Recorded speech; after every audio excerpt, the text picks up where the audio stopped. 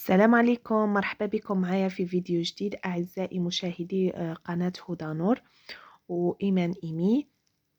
هدى نور تركيش. مرحبا بكم معايا في هذا الفيديو اللي راح نسيو فيه هاد الشوكولا جديدة، شوكولا بيفا ستوري اللي مأخوذة عن شوكولا دبي المحشية بكريمة الفستق والقطايف يعني القرمشة.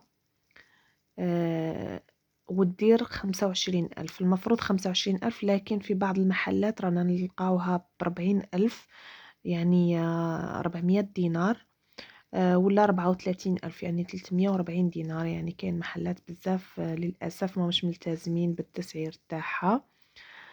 المهم اليوم راح نسيوها مع بعض ونقول لكم رايي فيها. انا كنت قبل عطيتكم رايي في الساندو تاعها، الشوكولا الصغيره هذيك كانت ما عجبتنيش نهائيا، ماهيش بنينه وما فيها ني قرمشه ني والو.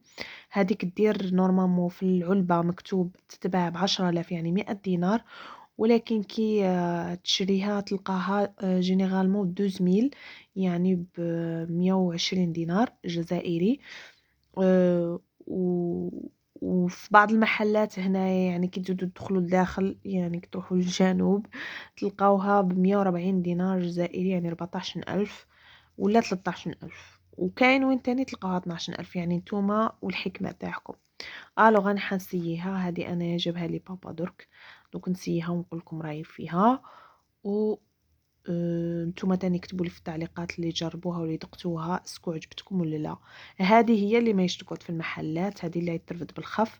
كاينه واحده اخرى دير 80,000 ولا 75,000، وهذيك الساندو كما قلت لكم. ايا نروحو نسيوها.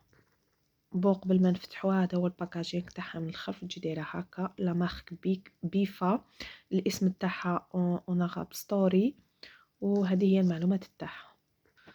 بون هنا بعد ما فتحتها شوفوا كيفاش تجي الحشوه تاعها من الداخل كيفاش تبان.